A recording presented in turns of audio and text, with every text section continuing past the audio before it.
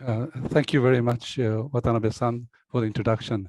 First of all, I'm very happy to be here to discuss very important and useful set of recommendations, which was presented by Richard and Simon. Let me begin with overall comments. This is a very timely contribution to the revitalization of the WTO for at least two reasons. One is that the new Director General just took office very recently, and of course, as both Richard and Simon emphasized, COVID has given a very good opportunity, so to speak, to think about the role of WTO and to revitalize the WTO. And I found the column as well as a book. I read not whole entire book chapters, but I read some of them. They are very useful and a very insightful analysis of the challenges that are faced by the WTO. And based on these challenges, of course, how to deal with the challenges is a challenge.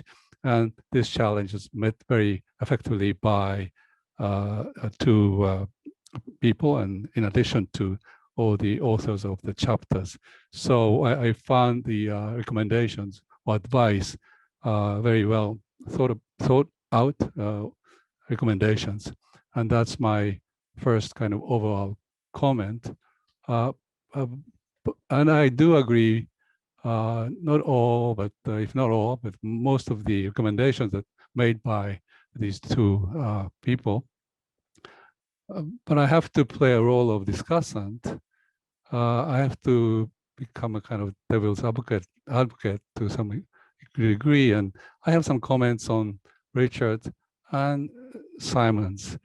I put here titled comments on Richard BALDWIN, because these are the points which are made by Richard. And the next slide shows the comments on Simon EVENETT. Although I know, I cannot separate these comments to two people, but that's why, I did it because Richard spent some time on recovery, some time on the COVID issue. So my first question is the recovery, particularly, the US. Mr. Biden took office and he introduced a very huge government expenditure program. And partly because of that, US recovery is much better or much faster than anticipated earlier. And one concern, one worry is whether this rapid recovery may lead to so-called high pressure economy, that is to create inflation. Is that how likely it's going to be? Inflation is going to be realized is a question. And if that happens, that of course we know has a very unfavorable impacts on not only the US, but the rest of the world, because high inflation tends to lead to high interest rates.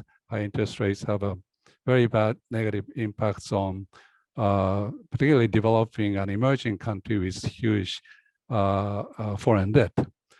So I'd like to know how Richard or Simon think about the possible inflation, particularly which may come from the US economy, overheated US economy. Second question I have is as here, yes, COVID-19 is giving WTO opportunity to take initiative, to take a lead in the global trade issues. And this is, like they said, historic chance for WTO to be global champion for saving lives.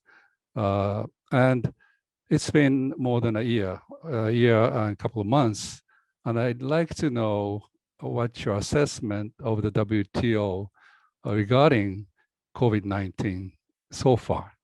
I know it's too early for us to make assessment of the new Director General, but old Director General maybe.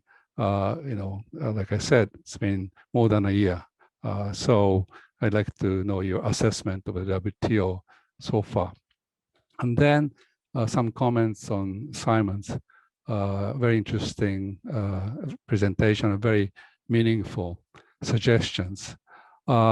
This is not what Simon said in his presentation, or I don't think I see this in the column, but in the book, they identified 5 challenges: the COVID, global economic recovery, digital trade, climate change, competing forms of capitalism, market-led versus state-led capitalism.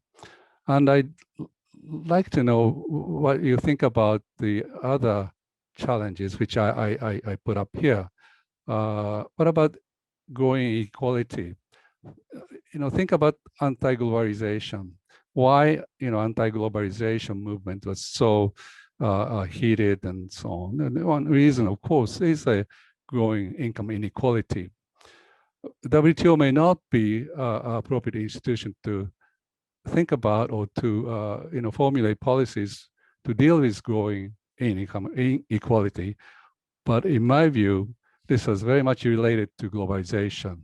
So I just wonder whether you think this is an important challenge that the WTO has to take up. And the second one is this is a special and differential treatment of developing countries.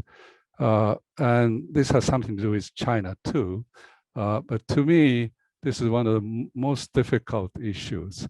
It's not China. There are many developing countries, India, even, I don't know, Korea calls themselves a developing country. I don't know. So anyway, this special and differential treatment is a very difficult challenge, in my view, for the WTO. And then China issue. I may be influenced by the joint statement by President Biden and Prime Minister Suga a few days ago. They talk about China and China and China. I think China, is a problem. Rise of China itself is okay, but something to come up to accompanied by this rise of China, it's like a challenge to the existing international order. That's a big problem. And so this challenge is being partly, I think, addressed too by like number 5, competing forms of capitalism. But when it comes to think about it, it's not just number 5, the climate change, digital trade, COVID, developing country issue, SDT, all of these, or many of these are related to China. So we need to, maybe it's not appropriate to single out the country like China in the discussion of the WTO, but people are concerned. So I'd like to know what you think about this China issue. And there can be 2 different views on this China issue. Pessimistic view can be the WTO cannot function as expected if China and the US, and not only US, but other, say, democratic countries pursuing market-led capitalism, unless they get along or they agree on the rules on trade and investment, in my view, it will be very difficult for WTO to function appropriately. Of course, a constructive view, this is my view, because of differences in opinions, it's very important to exchange their views to try to reach agreement in some cases. And about these 8 imperatives, which Simon told us, in my view, these are 3 imperatives which I think are rather difficult to agree on, mainly because of China again. Mainly because of the difference, I mean, members with a different types of political system or market system or economic system. First, systems clash imperative. This is exactly what it is all about. So if this, cooperation, successful multilateral trade cooperation, if that happens, of course, that's very welcome and very desirable, but I'd say it's not so easy. Compliance, we talk about the special and differential treatment.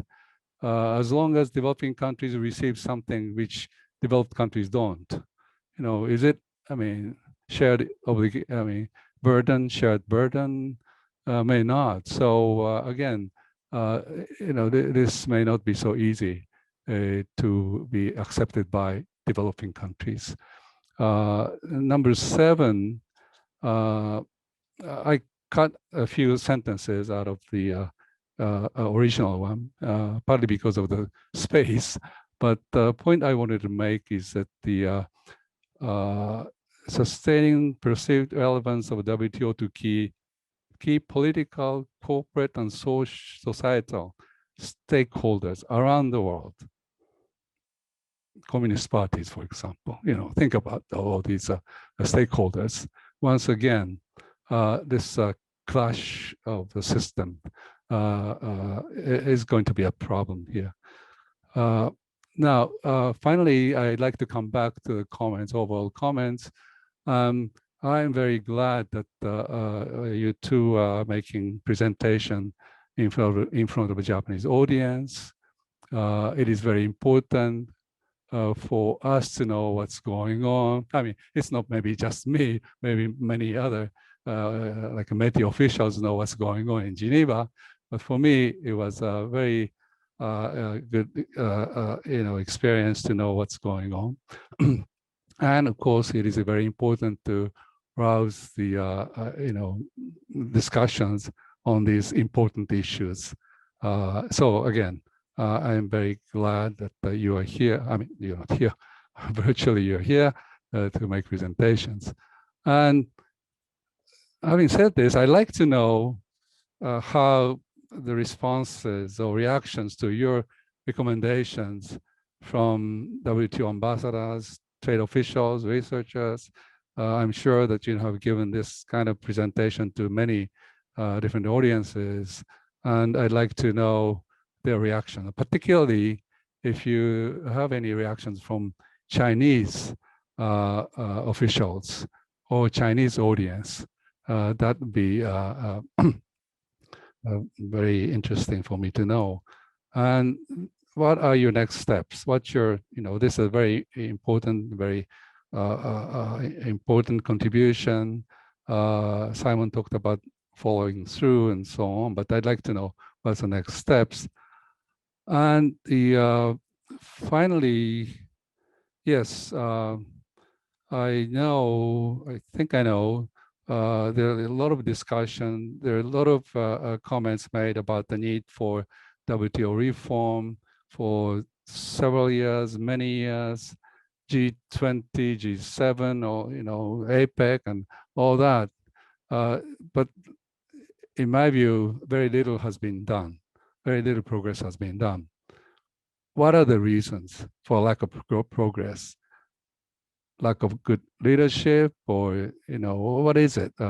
Then this is something I'd like to know. Okay, this ends my comments, and thank you very much for the opportunity.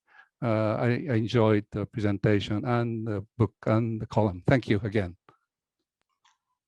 Thank you, Professor Urata, for very insightful comments and questions. And we are waiting, asking the participant audience to raise a question using a chat.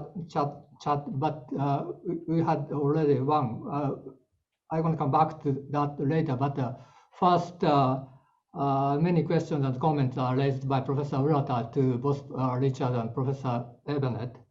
First, Professor Baldwin, on the impact of global economic recovery on developing countries. That is the first question to you. And the second question is assessment of how WTO worked so far in terms of COVID-19. So would you make some comments? Sure. Thank you very much. Thank you very much, Shu, for those insightful comments and stimulating me to push further on some of these things.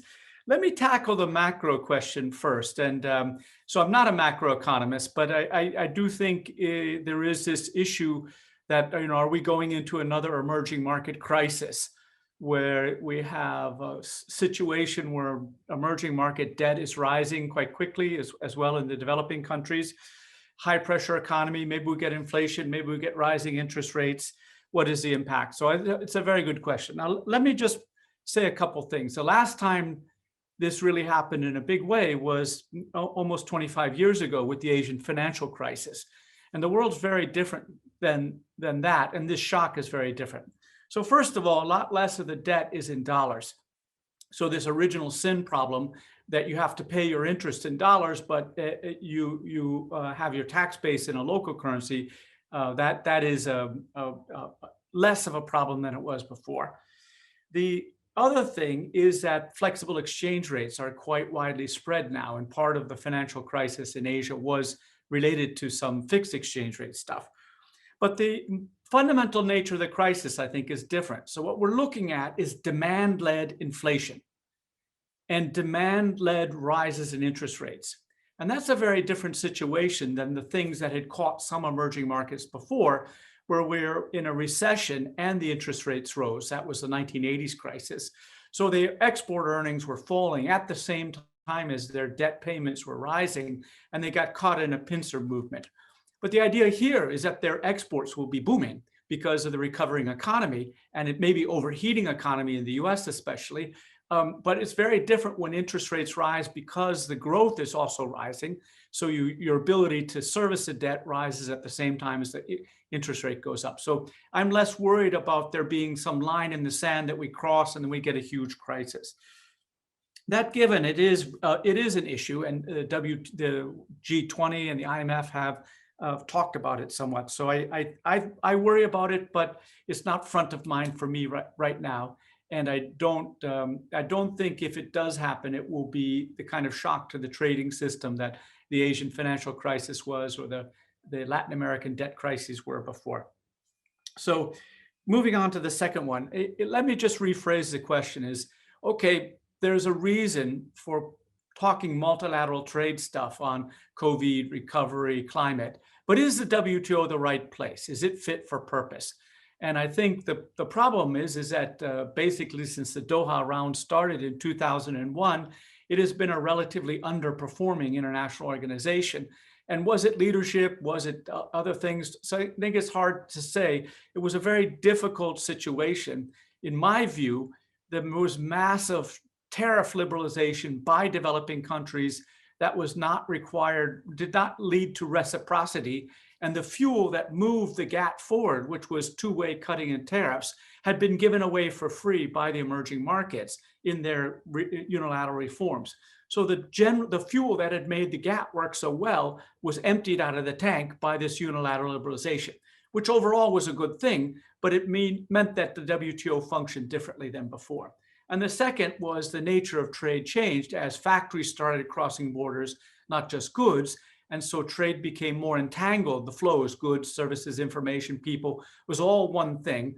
And therefore you needed deep assurances, which didn't naturally fit in the WTO since relatively few countries were involved in this manufacturing global value chain thing. So all that goes to say very quickly, I'm sorry I was speaking so fast, is that I think the problems with the WTO over the last 25 years were related to particular changes in the global trading system.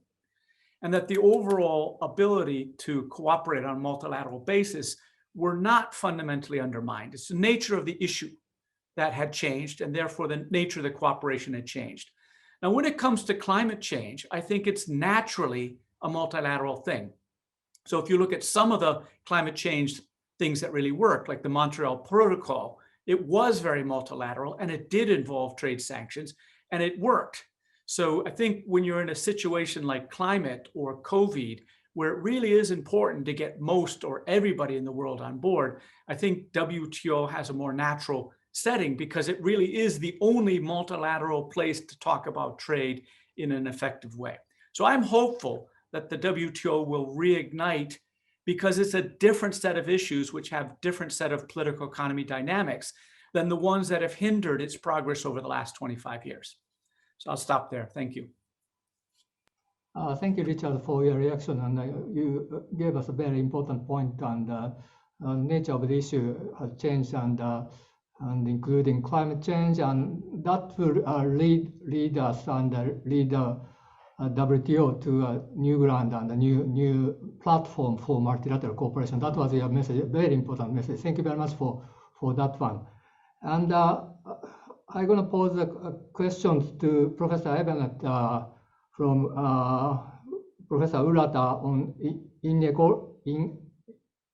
inequality and SDT and China, and the reaction from your book on ambassadors in Geneva and the next step, etc. But you can touch upon any question. Thank you very much for that. And let me also thank Shu for his thoughtful and extensive comments. I don't think I'm going to be able to do justice to all of them right now, but I will try and get to the heart of what he raised in terms of the matter of China. Well, I think here we have to, and maybe this is more of a personal view, we have to recognize that China is a member of this club. It's not going to leave. China is probably not going to reform its state capitalist economic system in response to WTO pressure or pressure from trading partners. So we're then left with the situation, well, how do we get along? How do countries which have state capitalist systems and more market-based systems, how can they minimize the tensions between them and possibly in some areas find ways to move forward? And I mentioned the latter because it is interesting that the US and China do appear to be moving forward on climate change issues. So there is some room for cooperation or some potential for cooperation there. So I think the practical question is, well, how do we coexist with different types of systems? This is not a new question. When we had the GATT after World War II, we had a number of countries which were in the Eastern Bloc, and there were special provisions thought about how to accommodate them as well. So there we have historical precedent there. We have this very distinct and different situation of the rise of Japan, which of course was accommodated.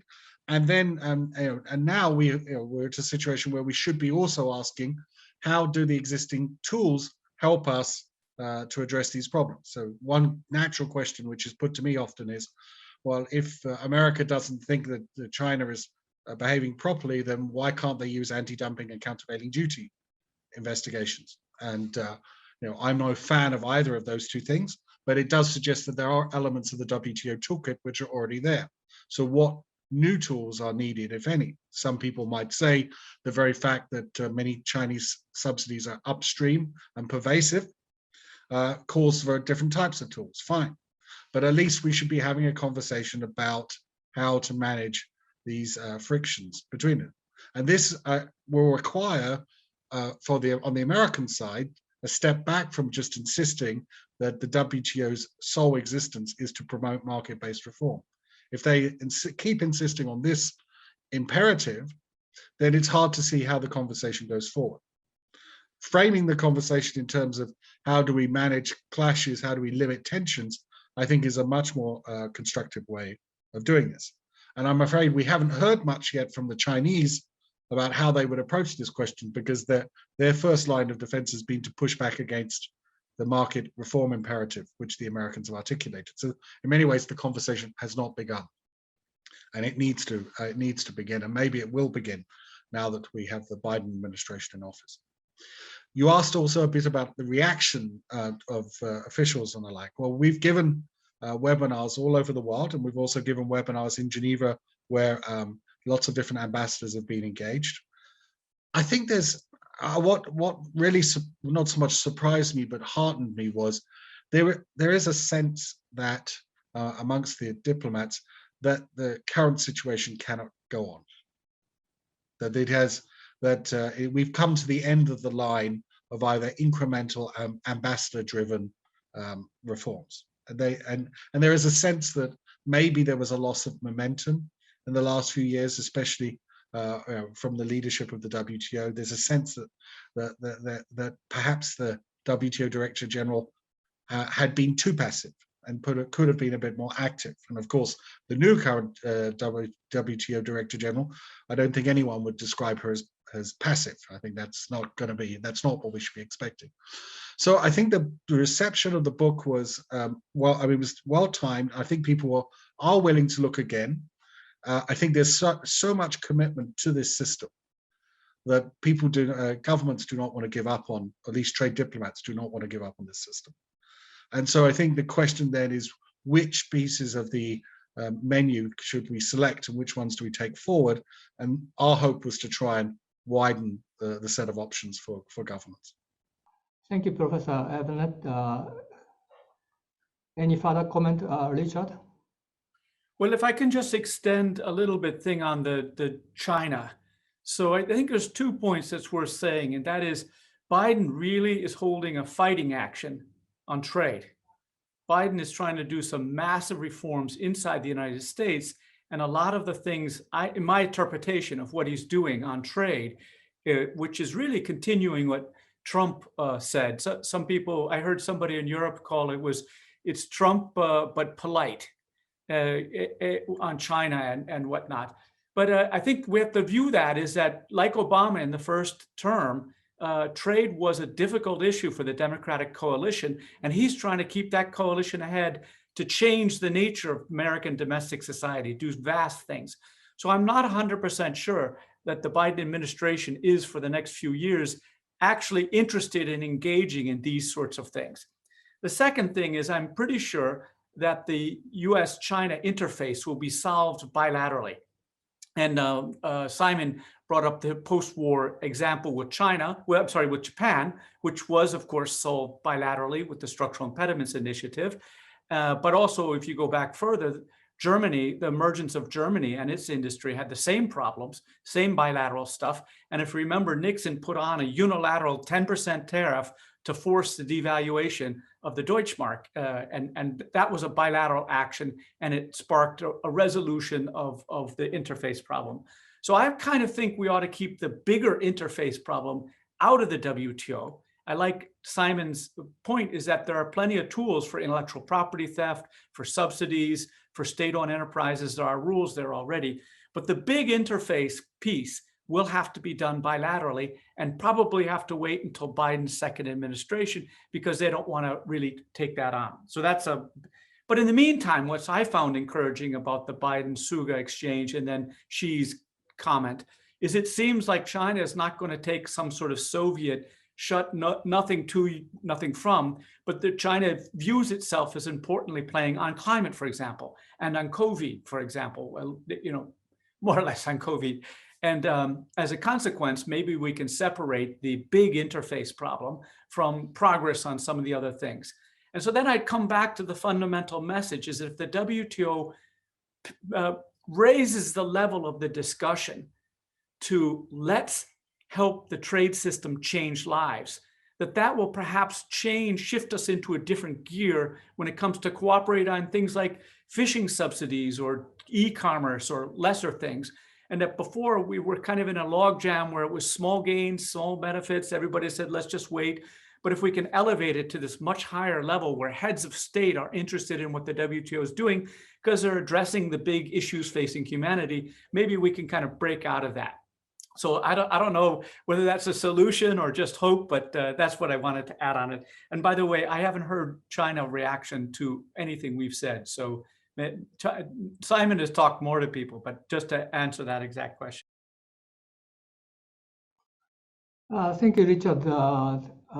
We got many questions from the participant audience, but if a quick reaction from Professor Urata. I raised the issue like inequality, but yeah, I mean, because of time, I'm not going to repeat this again. Of course, there are people who like to ask questions. Maybe I can talk about this like growing inequality and so on later, maybe. Okay, so please go ahead and raise a question from the audience. Thank you, Professor Urata. We got a question from the audience. Question one is treatment of emerging economy like China and other big successful emerging economy using a leapfrog. I think this relates SDT issues, but if you have any reaction. Well, I'm just going to say I don't think it's as big of an issue now that it was before, because it's most obvious on tariffs, but the rules are being applied a little bit more. China, I guess it really just comes back to one more aspect of the China issue. The other ones I don't think are really a huge issue, and the question of graduation and all that has been going on forever. But since tariffs are all pretty low, it's not anywhere near as big of an issue as it was before. But that's my take. But Simon follows these things much more closely, so I'll throw it back to him. So thank you. I mean, I think this question of special and differential treatment has become, unfortunately, extremely polarized, and I think unnecessarily so. I think that there have been a number of very useful analyses last year, which have, and the year before, which have highlighted the need to think about not obligations, but what's the contributions that countries can make to the system, and how can they be supported in making more contributions. So here I rather like the agreement on trade facilitation, because it matched additional obligations with financial and technical support for the countries that needed them. And I think that's a much more positive way of actually having a discussion about that. And we have to recognize countries do differ in terms of their technical capabilities and their administrative expertise. And so I think we need to reflect that, but also build that. And the more the conversations about that, I think we can take this forward, rather than just having a very narrow discussion about differential obligations. Thank you for your comments. And we had another question. The question is the relationship between spaghetti ball of FTAs and also multilateralism. If you have any comments on the relationship between the two. Well, that one I'd be very happy to talk about. I think we ought to multilateralize regionalism, as I've been saying for about 15 years. But I think the idea of the spaghetti bowl is an issue. But I think the things like CPTPP, Europe has in essence smoothed out many of the problems in the European country and in the North Africa and nearby Middle East with its pan-European accumulation system. So I think there's progress on it. I believe that RCEP will help reduce some of those problems as well. And then the sort of self-lowering of tariffs on imported parts and components has reduced the issues of the noodle bowl problem, which was really a big problem in the early 2000s.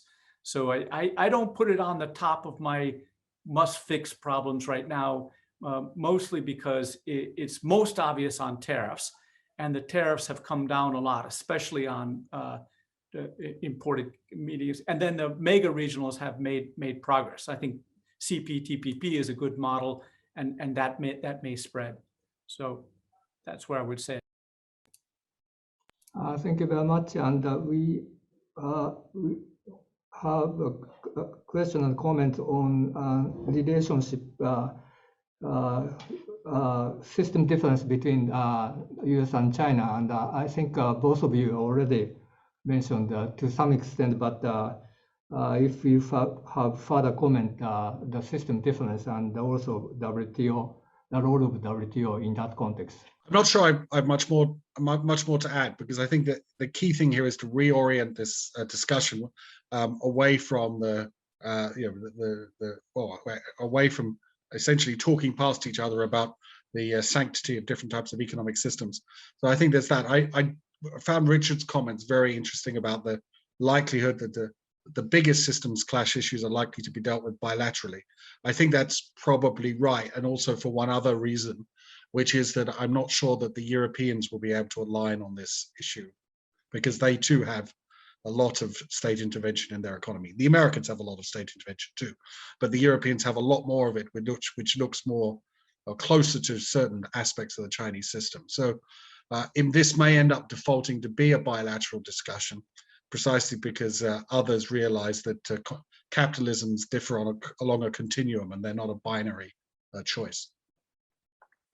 Thank you very much. Last question is this institutional setup of the WTO, which is a consensus mechanism. If you have any comments on that one, please.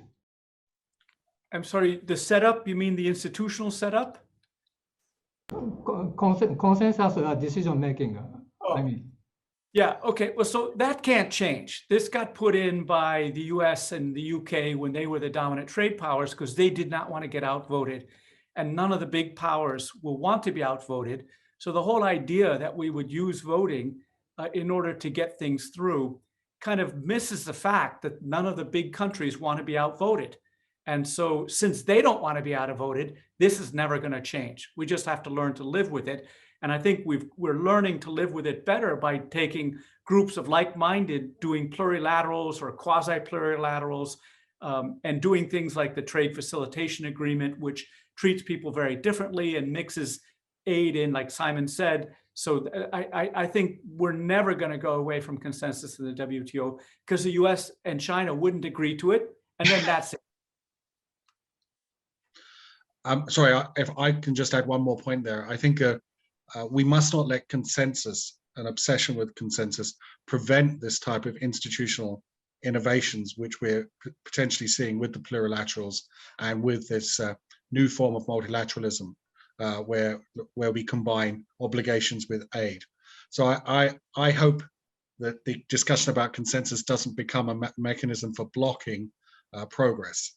And I think that's how some governments are trying to use the consensus argument now. I think that's a regrettable step. Thank you.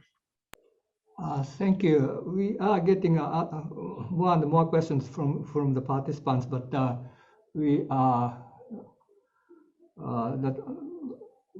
already passed our scheduled time. But the last question, Professor EVENETT mentioned the need to frame the conversation to move forward and explore a set of options and principles. But is there a real democratic set of options, or rather, we are about to welcome a set of rules with Chinese characteristics? That is a specific question. Yes, thank you very much for that. So the imperatives were defined in a way so that they were not inherently American, Chinese, Japanese, or any nationality. They are essentially an outcome, which each of them represents an outcome which WTO members might want to align around. And so in many ways, I don't see those imperatives as necessarily siding with one rather than the other. And if anything, the systems clash imperative is basically a requirement to try and figure out how we can all get along, even though we're different, or our economies are different. So I wouldn't think of it in those terms. I think what I would urge people to do is to ask, what do we want the WTO to accomplish over the next 10 years? Which of that list of 8 or other items can we form a common core and agree on? And then how do we take them forward? And not everyone will get everything they want. And that is the nature of it. And of course, for some countries which want to do more, then that's exactly where the plurilateral options come in, and where appropriate, where regional trade agreements come in too. So there's a sort of menu of there's different vehicles for cooperation. What we need to be able to do is focus in the multilateral case on what is it that we actually agree, what type of outcomes do we want to accomplish. And it may be a much smaller set than we've articulated in the past, in which case at least we've had that clarifying conversation. Thank you. Yeah, thank you. That's very clear. And thank you, Richard and Professor EVENETT and Professor Urata for very wonderful interaction. and insightful presentations and comments. Thank you very much. Now we're going to close our seminar. Thank you again for everyone, and thank you for participants.